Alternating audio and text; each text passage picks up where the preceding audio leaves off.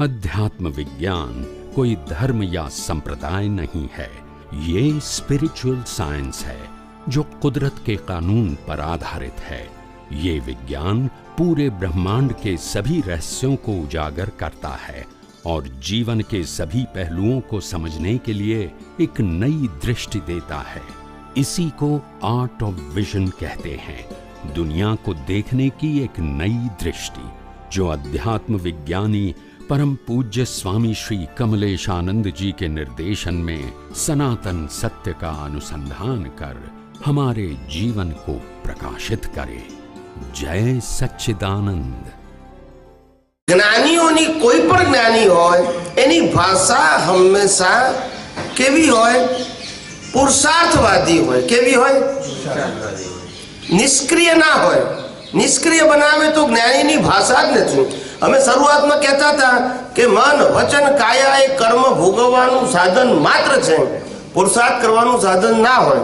આવું જ્યારે શરૂઆતમાં બોલતા હતા આજથી 20 વર્ષ પહેલા, ત્યારે બધા કહેતા હતા કે આવું જ્ઞાનથી નિષ્ક્રિયતાવાદ નહીં આવે। સમજાય છે ને? આવું સીધું બોલીએ આપણે, મન વચન કાયા પર ને પરાધીન છે, એ જરા જાડી ભાષા છે। પણ તમે ખુલ્લું કરીને કહો છો કે મન વચન કાયા એ કર્મ ભોગવવાનું સાધન માત્ર છે, પુરુષાર્થ કરવાનું સાધન ના હોય, એટલે ખુલ્લી વાત થઈ ગઈ। શું થઈ ગઈ? પેલું ઢંકાયેલું હતું, મન વચન કાયા પર છે ને પરાધીન છે, એટલે જ ના સમજાયું। એટલે કે આનાથી તમે ખુલ્લું કરો છો તો નિષ્ક્રિયતાવાદ નહીં થાય। આવું શરૂઆતમાં બધાના આર્ગ્યુમેન્ટ હતા। એટલે મેં કીધું કે આ ખુલ્લું કરીને તમને સાધન આપવામાં આવે છે કે ખરેખર પુરુષાર્થ ક્યાં છે। આ ખુલ્લું નથી કરતા ત્યાં સુધી એવું જ લાગે છે બધાને કે મન વચન કાયાથી જ પુરુષાર્થ કરીએ છીએ। હવે તમને સમજાય કે આ પેકેજ પરિણામનું છે, માટે પુરુષાર્થ ક્યાં છે એ તમને ખુલ્લું થાય છે। નહીંતર પેલું જ્ઞાન મળે છે પણ હજુ પુરુષાર્થ તો ક્રિયામાં જ માનીએ છીએ। આમાં બ્રેક વાગે તો પેલામાં ખોળે ને। પણ જ્યાં સુધી જ્ઞાન મને સાચું મળી ગયું, પણ મારી સમજણમાં શું છે, આ ક્રિયા કરું એને પુરુષાર્થ કહેવાય, આ ક્રિયા કરું એને પુરુષાર્થ કહેવાય, આ ક્રિયા કરું પુરુષાર્થ કહેવાય। એટલે તમારું આજે પણ પુરુષાર્થનું અન્ડરસ્ટેન્ડિંગ એક્શન ઉપર જ ડિપેન્ડ છે। એટલે ત્યાં સુધી તમે સાચા પુરુષાર્થને સમજી શક્યા નથી। આવું ના કહું તો તમે સાચા પુરુષાર્થ તરફ વળો જ નહીં ને। સમજાય છે કે નહીં? એટલે જ્ઞાની પુરુષે આ જ્ઞાન આપ્યું, ત્યાર પછી સત સાધનો આપ્યા તો એમને ખબર પડી ગઈ કે આ લોકો વિજ્ઞાનને ડાયજેસ્ટ કરવા માટે કેપેબલ નથી, માટે સમયે સમયે એક એક સત સાધનો ઉમેર્યા। ના સમજાયું? એ આપણી કેપેસિટી નથી એટલે ઉમેર્યા। હવે આપણે આપણી અનએબિલિટીને કારણે સાધન આપ્યા કે જેથી તમને મિનિમમ બેનિફિટ થાય। કેવો? મેક્સિમમ નહીં પણ મિનિમમ તો થાય ને।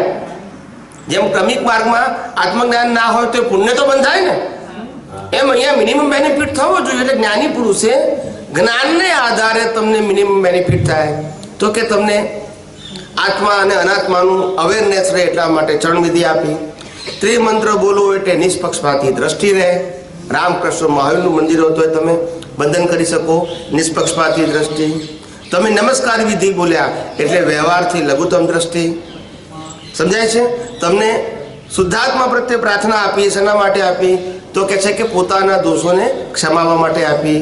તમને 9 કલમ આપી એટલે કે સારા ચારિત્ર માટે આપી। આ બધા આશયો છે અંદર। તમે ક્રિયામાં મહત્વ, અમને દરેકમાં આશય દેખાય। શું દેખાય? કે આ સાધન પાછળ એમનો આશય શું છે એ અમને દેખાય અને તમને ક્રિયા દેખાય। એટલે તમે શબ્દને શબ્દના અર્થમાં પડ્યા હોય, અમે અર્થથી બિયોન્ડ ગયા હોય કે આ આખું સાધન આપ્યું કેમ, એમને શું આશય હશે, એ અમારી દ્રષ્ટિ હોય। એટલે આ બધી વસ્તુ દેખાય પછી ખ્યાલ આવ્યો કે જ્ઞાની પુરુષને એમ થયું કે મિનિમમ આટલું કરશે તો એ લોકોનું પુણ્ય છે એ ક્વોલિટી વાળું બનશે। કેવું બનશે? ક્રમિક માર્ગની અંદર જે પુણ્ય બને છે એના કરતાં આ સારી ક્વોલિટી હશે। એટલે પછી એમને આ સાધનો બધા આપ્યા। છેલ્લું સાધનો જેમ જેમ સંખ્યા વધવા માંડી અને જેમ જેમ લો લેવલના અન્ડરસ્ટેન્ડિંગ વાળા વ્યક્તિઓ આવવા માંડ્યા, એટલે પછી જ્ઞાની પુરુષનો ખ્યાલ આવ્યો કે બધાની હવે આ કળિયુગની અંદર જે લોકો આ બધા કેપેબલ, જે બધા માણસો ભેગા થયા છે કુદરતી સંજોગોને આધીન, એ બધાની કેપેસિટી આ નિત્યક્રમ પણ સાધનો કરવાની છે નહીં. તો શું કરવું? એ લોકોને લાભ તો થવો જોઈએ ને અમને મળ્યા માટે. છેલ્લેમાં છેલ્લું આપી દીધું, કીર્તન ભક્તિ કરજો ગમે ત્યારે, ફરતા ફરતા ચાલતા બેસીને. ખ્યાલ આવી ગયો? એટલે એમાં કોઈ કન્ડિશન નહીં, કોઈ બુદ્ધિની જરૂર નહીં, કોઈ ઉપયોગની જરૂર નહીં. સમજાય છે? કોઈની ગાઈડન્સની જરૂર નહીં. સમજાય? એટલે જ્ઞાની પુરુષને કેમ કે ભાઈ કમસે કમ મિનિમમ બેનિફિટ તો થાય. એક વસ્તુને શ્રદ્ધાથી વળગેલો હોય તો પડી તો ના જાય ને, ભલે પ્રગતિ ના થાય. એટલે દરેક વસ્તુ જ્ઞાની પુરુષે સંજોગાધીન આપી. કેવી આપી?